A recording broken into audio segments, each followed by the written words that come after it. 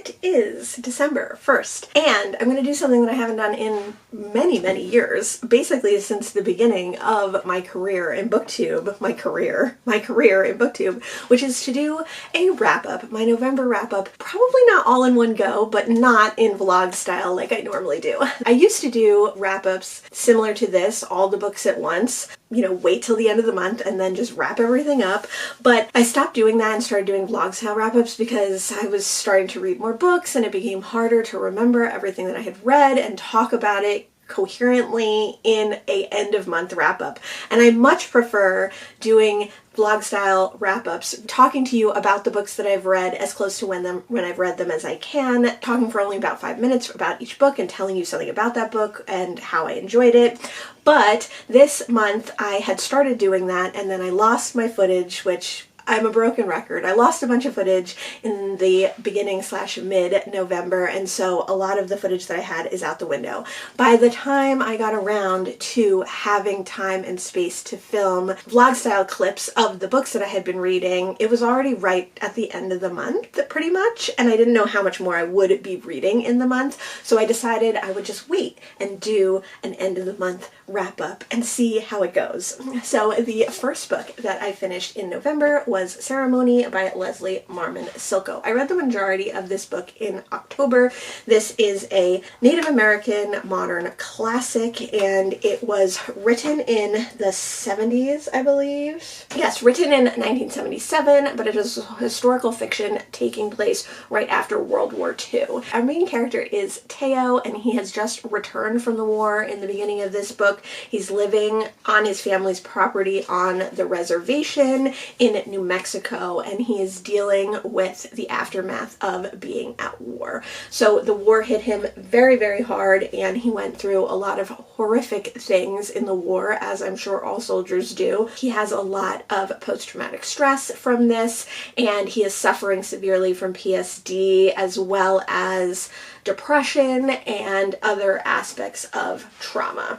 So we meet Teo as he's kind of detoxing but also quarantining on his family's property, kind of staying separate from everyone and battling his own demons. So we see that he has buddies who also went to war, other Native Americans, and a lot of the trauma is from the idea of this minority group being treated well during the war and then completely forgotten and abandoned afterwards. We see some of the trauma that the other soldiers that he knows went through and how that manifested, but it has manifested differently for Teo. Throughout the book, we also learn about Teo's history, and we learn about what brought him to war, about his brother, about his family situation. We learn some of the reasons that the war hit him so hard.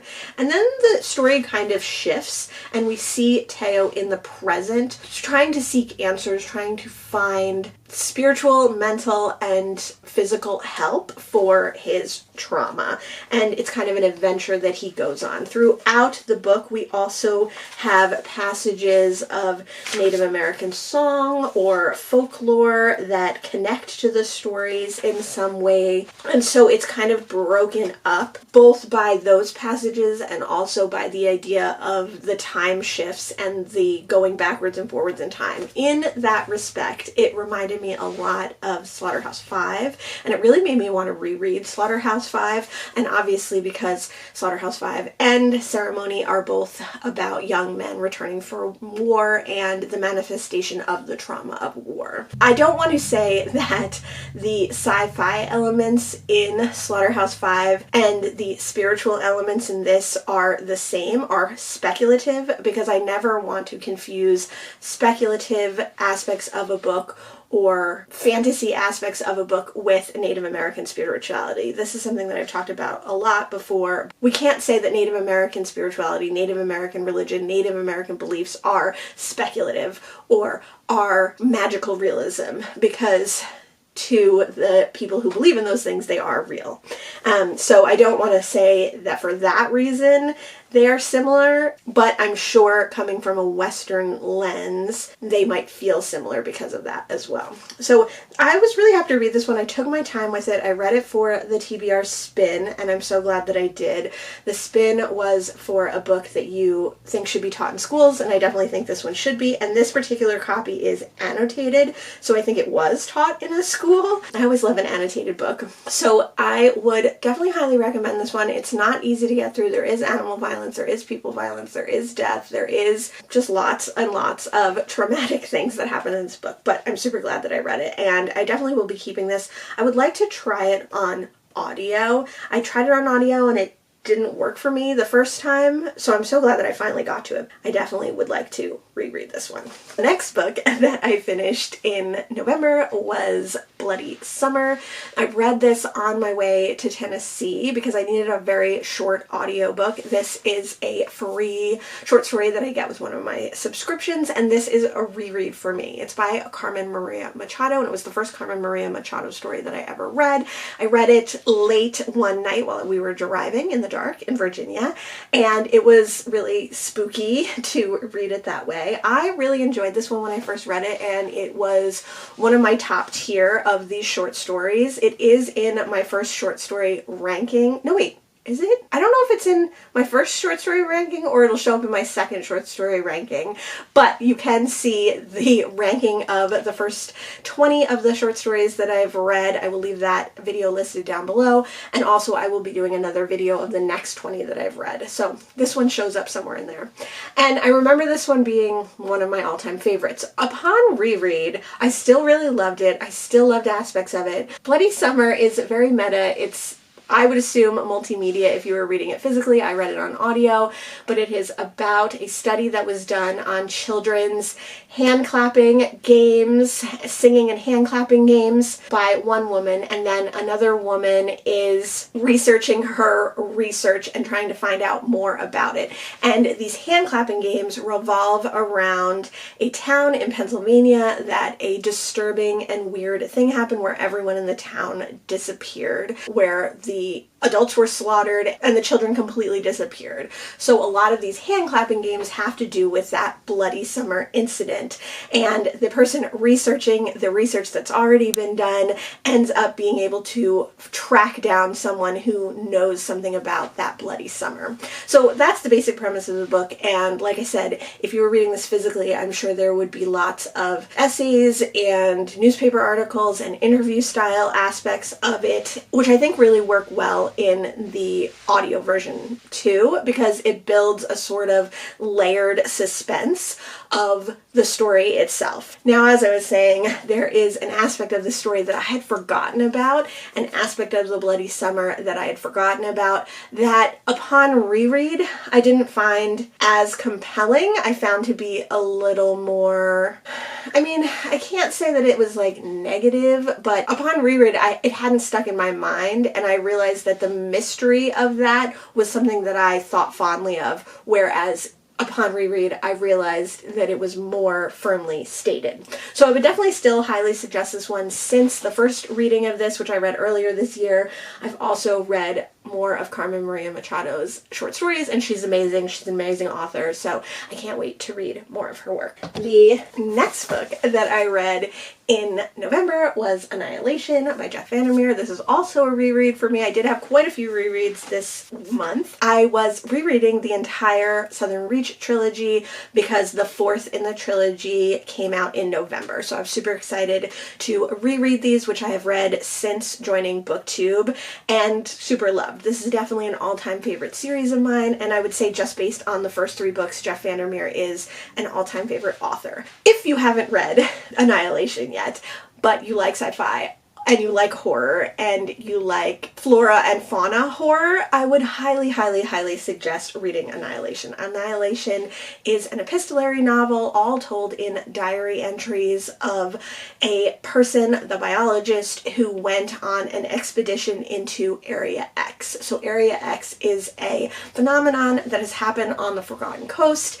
in the last 20 or so years, and they have been sending a few expeditions in to try and figure out what's going on there. We follow the biologist from the 12th expedition as she relates her time before the expedition, her relationship with her husband, and her training to go into Area X, and then what happened when she got into Area X. And it is super fast-paced, it is super compelling, it's less than 200 pages, and you fly through it. It is gory, it is disturbing, it is horrific, but it is also beautiful, has nature writing, and you definitely feel the environment and the atmosphere in this book. So again, if you like sci-fi, if you like horror, you have to read Annihilation.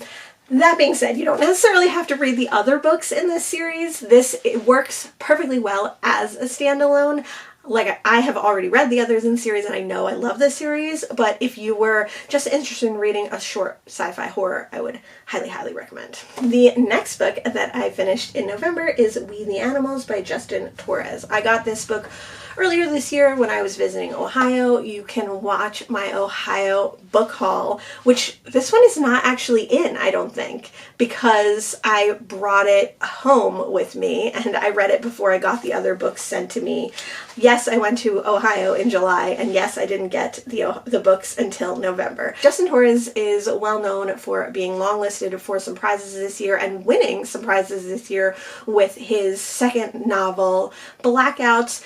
We the Animals is his first novel, and it is told all in short chapters, not really vignettes, but a lot of dialogue. It follows a family, specifically some brothers and a sister, as they grow up. So just a coming-of-age novel, specifically about the youngest brother and his relationship with his older siblings, and his relationship with his parents, his relationship to the world, and his relationship to coming out in the world as a queer young man, black man in America. Like I said, it's not told in vignettes, but it reads like vignettes almost, because the chapters are so short and because it bounces around in time a little bit. We learn about this family and their relationships. We learn about the young main character through little snippets, through remembrances, through a coming-of-age tale.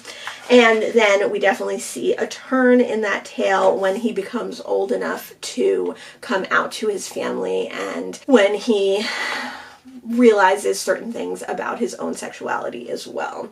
This one reminded me a lot of the coming of age that I've read recently, like If I Survive You, stories about young queer men that are real, that are true. I would definitely call this autofiction. I'm pretty sure that it is, but Punch Me Up to the Gods, which we're going to talk about in a little while, The Color of Water by James McBride, even the autobiography of Malcolm X in certain respects, the everyday growing up issues that young men and women face, and then young queer men and women face, and then young black queer people face. Unfortunately, the issues that they face are a very repetitious, real thing, and the more I read nonfiction and fiction from these perspectives, the more I see the same things coming up again and again, whether that is in the 40s and 50s, whether that's in the 60s and 70s, whether that's in the 80s and 90s, like when this book takes place, or whether it's in more modern day. So I really enjoyed this one. I would like to reread it. I read it on audio. I really enjoyed the audio narrator,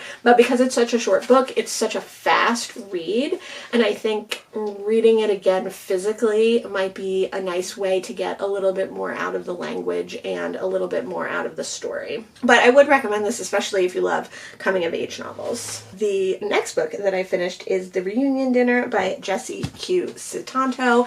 So this is another of those short stories that I get free with one of my subscriptions, and this is the first Jessie Q. Sutanto that I've read. She is most well known for some cozy mystery series. I can't remember, maybe Four Aunties and a Wedding or Four Aunties and a Funeral, whatever it's called.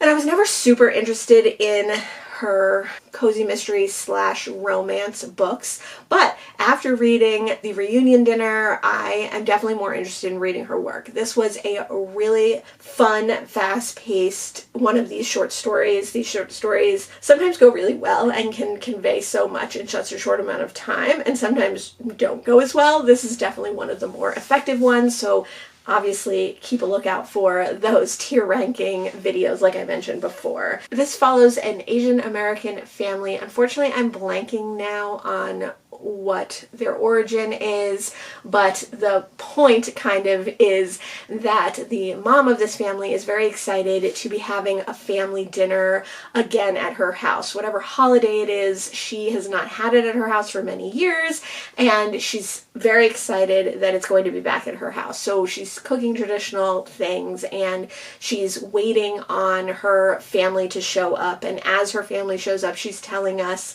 gossip and other tidbits about each family member. And then when her son shows up last with a new fiance, this throws the whole reunion dinner into disarray. This is a very short story, so I don't want to say more than that, but this is a fun mystery with really quick but in-depth character development, and I thought it was just super good. It made me gasp in some instances, and it's just a really good version of one of these short stories, so I would highly recommend. And it made me want to read more Jessie Q. Sutanto. I think I actually finished The Mystic Masseur by V.S. Naipaul before The Reunion Dinner, because some of the books I finished all in the same day, and I don't know why Goodreads will like change the order, and you can't change it back. Like you can't, if I read this one first and then another one, but posted them as read on the same day, it'll switch the order. So probably I actually finished The Mystic Masseur first. V.S. Naipaul is a Caribbean author, specifically from Trinidad and Tobago, and he is a really well-known, famous, modern classic author of that island nation. So The Mystic Masseur is, I think, one of his first novels, maybe? It starts with a young man going to a masseur who in Trinidad is kind of a jack of all trades, but a psychologist, a physician, a masseur, someone who helps solve all your problems. This young man is taken by his mother to this masseur,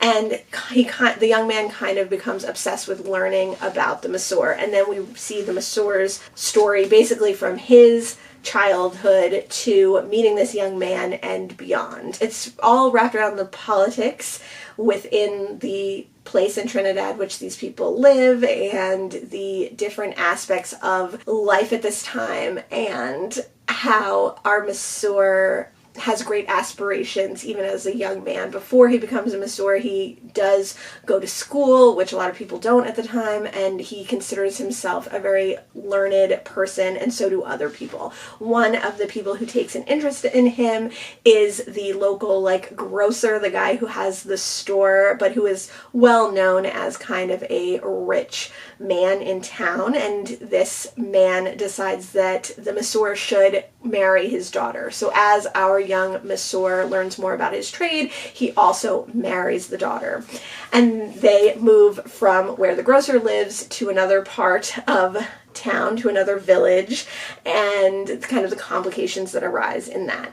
I'm not necessarily telling this in the best way, but it is basically a coming of age story and basically a life story of this masseur, but it's so wrapped up in politics between these people and the politics of the time and place. And I think, I don't know for sure because I don't know a lot about the history of Trinidad, that it is very much playing on traditions and stereotypes and folktales and stories of that country, because for instance, he is attracted to his wife, they get along just fine, and she's a lovely girl, but as soon as they get married, he feels the need to beat her into submission, and she goes around being hampered even when he doesn't lay a finger on her. Obviously, this book was written quite a while ago, so some of those characteristics are outdated. This was written in 1957, so some of those characteristics are definitely outdated, some of those stereotypes are definitely outdated. But I think the idea is that this is kind of a satire on daily life, kind of a satire on politics, at that time. So it definitely made me want to learn more about Trinidad. It definitely made me want to learn more about that time period in Trinidad and more about traditions and religion and other aspects of life. It's very funny. I don't think I got all of the humor.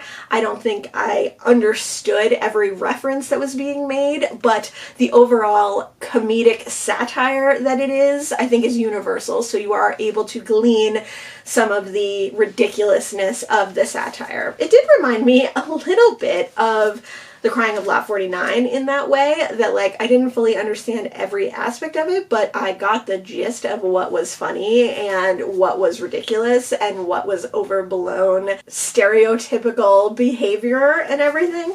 I really like this one. I read this one on audio.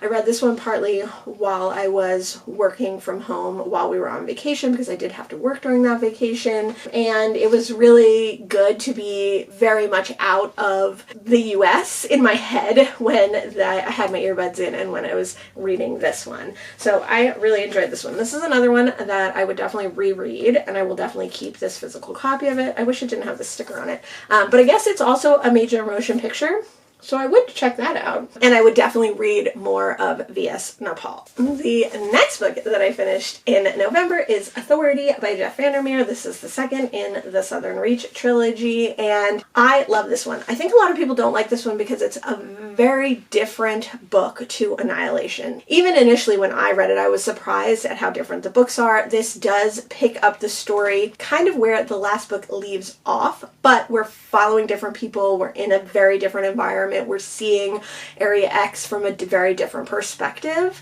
And this one's quite a bit longer, twice the length of, almost, well, not quite, 1.5 times the length of the last book.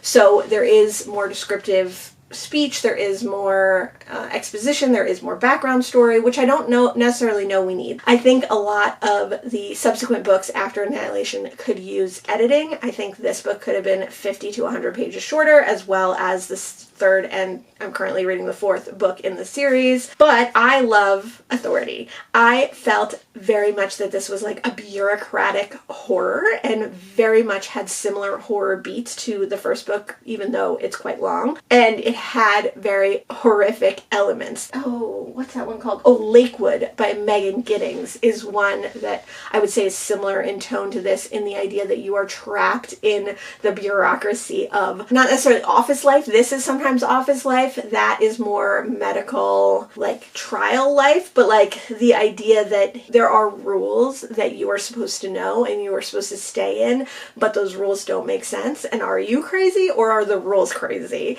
So I really enjoyed this one. Like I said, it follows different people all involved with the Southern Reach project and with Area X, but I think it's pretty good to go into this one blind. You do see some characters from the first book, and you do get the start of the sense of how all these books are intertwined, because they are all intertwined. So I would say if you wanted to continue with the series, definitely go ahead and try this one. This one could be read as a standalone as well, I think, but not as effectively. So I wouldn't read the subsequent books in this series alone like you could read Annihilation alone. But if you want to hear more about this story, then I would continue with Authority. And like I said, I love this one. Not everybody does. The next book that I finished in November is The Old Man Who Read Love Stories by Luis Sepulveda. Luis Sepulveda is a Chilean author, but this story takes place in Ecuador. It is about a small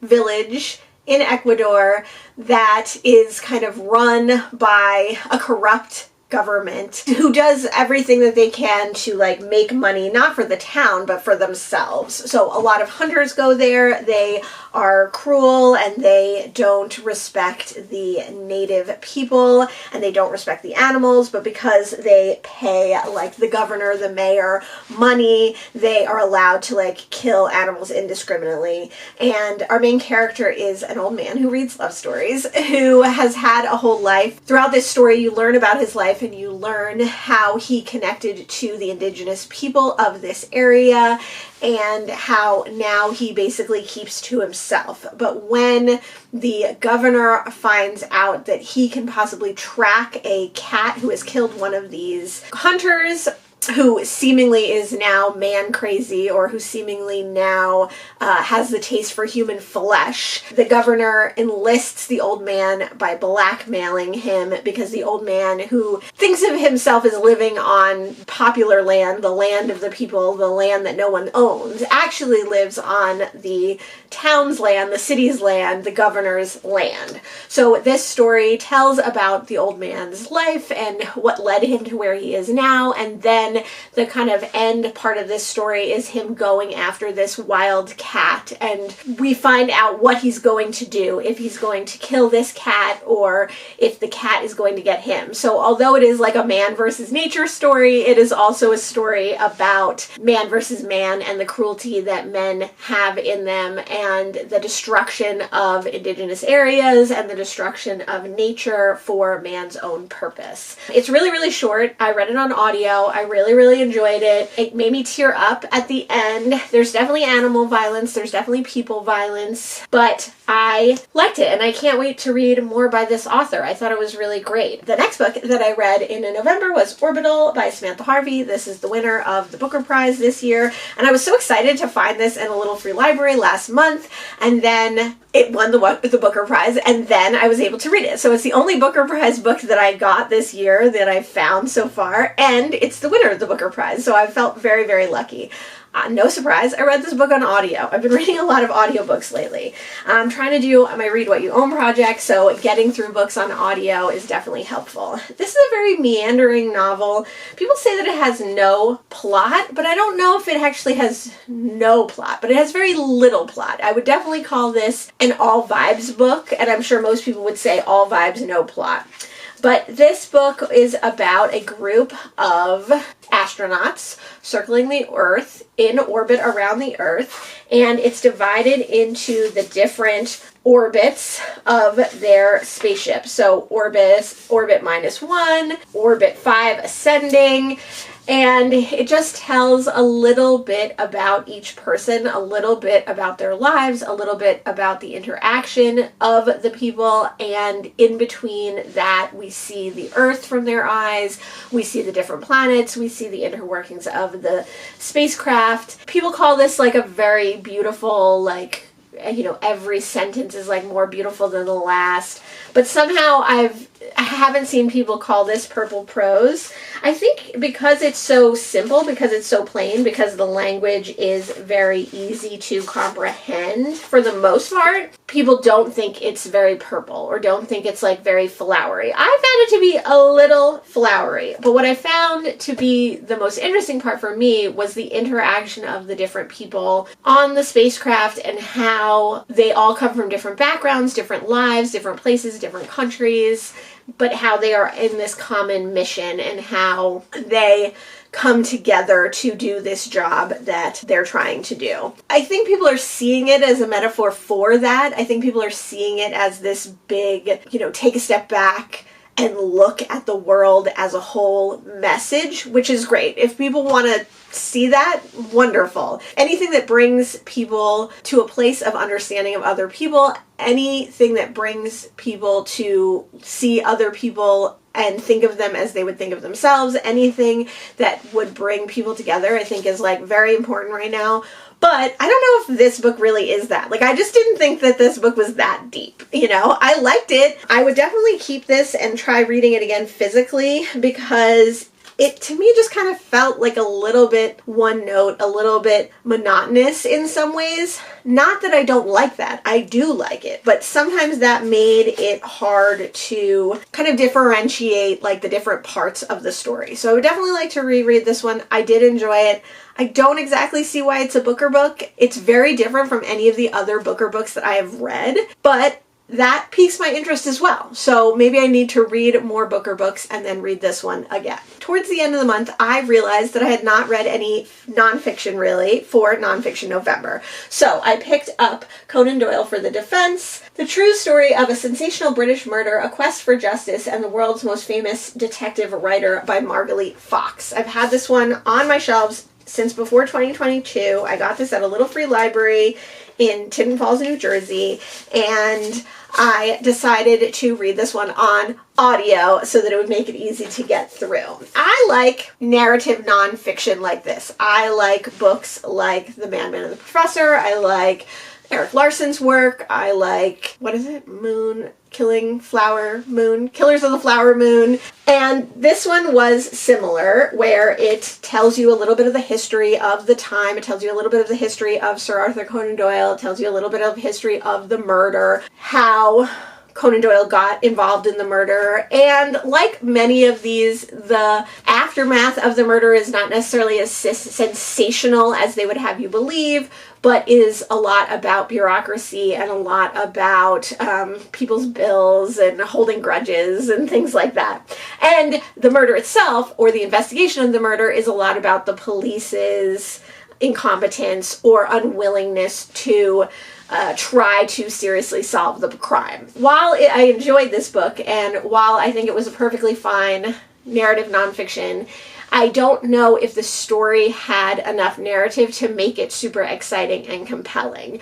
I think that overall this one, compared to some of the others that I've read, was a little dry, but again, that might have just been the particular case that it was. It was interesting to see the author, Conan Doyle, involve himself in the case and how he did it and how he had a very strong feeling of justice, that justice needed to be done. But sometimes his justice was not just like to solve the murderer, it was to like get paid for the bills that he had paid. Or at least to get recognized that he paid the bills and he was owed money for them, even if the person was never going to pay him. It was a really interesting story, and I think if you like narrative nonfictions, this one went really, really quickly. I think the audiobook was only like 6 hours or something, which, you know, this looks like a super long book, but because of appendix and all sorts of things in the back, it ended up being a really quick listen, and I did enjoy it. And it was a while since I've read a book like this, so it definitely, you know, filled a little void and a little need for reading books like this, and I'm glad that I read it. The next book that I read in November was Acceptance by Jeff Vandermeer. This is the third in the Southern Reach trilogy. We've talked all about them. This one is my least favorite of the trilogy. This one follows multiple narrators, follows multiple people, some of which we've met before, some who are new to us in this story, some things that are happening after the events of Authority, some things that are happening before the events of Authority. So not only are we getting flashbacks, getting different timelines, we're also getting the multiple narrators as well, which is not my favorite. So I did enjoy this one. I still do really love this series. And I think upon reread, there was a lot. I mean, I tabbed the bottom of all these like a ton because there was a lot of things that you could see going through the entire 3-book series. And you could make a lot of connections that you couldn't make before upon a first read, but through reread I did.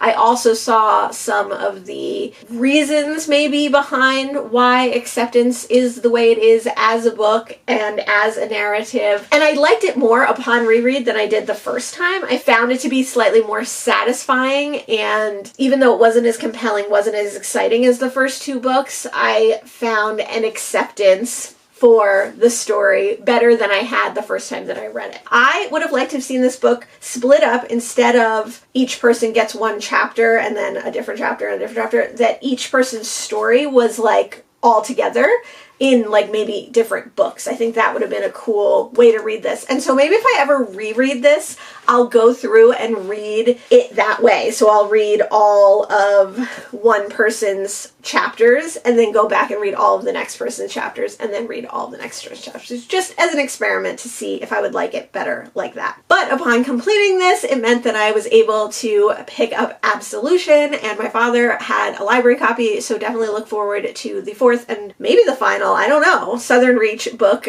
in the trilogy, the 4th book in the trilogy, in my next wrap-up. Next, I decided to pick up another nonfiction, and since we had a narrative nonfiction, I went with Punch Me Up to the Gods by Brian Broom, which is a memoir. So this is a memoir of a young black man growing up in Ohio, and it tells the story of Brian's childhood, his relationship with his mother and his father, his relationship with school and with learning, and his relationship with kind of Ohio in general. And it's told in an interesting way because it's told kind of as he's writing it and taking a trip on a bus, and he's seeing a young man and his small son. And the chapters are called The Initiation of Tuan, and it's about seeing this man on the bus, this young father with a very young son, and how he is immediately teaching his son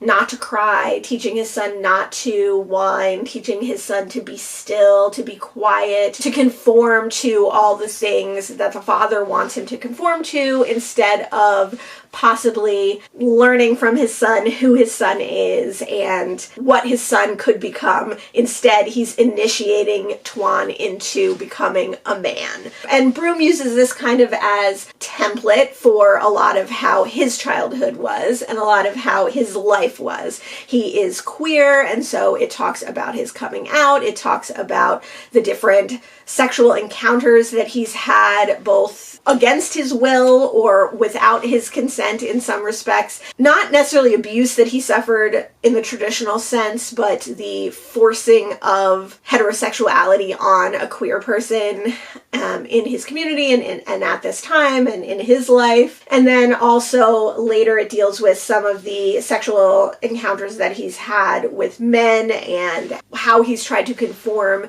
to what they wanted instead of kind of his own desires or needs when it comes to love and sex. So this one reminded me a lot of All Boys Aren't Blue. It reminded me of, what is the one? The Billy Ray Belcourt memoir, essays memoir. Just the idea of a young man in a minority, an indigenous man like Billy Ray Belcourt, or a black man, and then a queer man as well, and all the things that society teaches men to be. It teaches just men, but then specifically teaches people of color that they're supposed to be, how they're supposed to be, how they're supposed to grow up, what they're supposed to do. Obviously, another added layer of kind of oppression of society is that these men are queer, and so they are not able to learn or explore or seek guidance on their queerness when they're so young, growing up in more traditional families. So it was very reminiscent of a lot of memoirs that I've read recently. And like I said, with We the Animals, you see that as such a common thing. Now that I've read quite a few books, it's so common how poorly men are treated, how poorly queer people are treated growing up, how much society really forces them to suffer for like no reason, and how that trauma and that suffering often leads to, more dangerous encounters later in life, or untruthful encounters, or for them just not to be truthful to themselves a lot of times, and how they constantly have to be figuring out their own identity because they are taught that their identity is wrong and that no one has this identity or no one should have this identity. But obviously there's hundreds and thousands of people who have this identity, but to grow up so isolated constantly is such a reoccurring theme in our society and in these nonfiction books and in these fiction books. So it's really sad to see over and over again, but I think it's good to read them and be reinforced with the idea that, that's not the right way for us to teach people, especially young people. So it was really interesting. I like this one. I did appreciate that it had that kind of literary device of adding like a more current observation in there, but I don't know if this one really did anything super outstanding to me as far as these memoirs. Obviously, this is a real person's life, and of course, his life is unique and important and outstanding compared to everything because it's his life. But for me as a reader, since I've read this story quite a few times now, I think the earlier stories that I've read will stick with me more than this one. But if you were starting here, I would think this was a good place to start. I think Broom's specific region where he lives, and then also the way that he used education and the way that he used moving to like a bigger city to cope with some of the things that he goes through and to find his identity was interesting. And so that might be, if those are things that you're interested, might be why you would pick up this book over another book. The last nonfiction that I picked up in November is Close to Shore, The Terrifying Shark Attacks of 1916 by Michael Capuzzo. I read this one on audio. It was a super short audiobook. It was only like 4 hours. So I would highly, highly recommend picking it up on audio. I think I got through it in like 3 hours because I read it on a higher speed. But I had this physical copy for a long time, way before 2022 when I started my RAB spreadsheet, because the shark attacks of 1916 are not only shark attacks that happened on the Jersey Shore. They're not only shark attacks that inspired the movie Jaws and other shark movies and shark books, but they happen to have taken place in Asbury Park, where I live, and in Matawan Creek, which is very close to where I grew up. So I was already very interested in these stories and this history and the history of these places. And this was an interesting book for that. It definitely talked a little bit about the tourist industry in 1916 and about different shore towns like Asbury Park, like Seagirt, and other places that are mentioned in this book.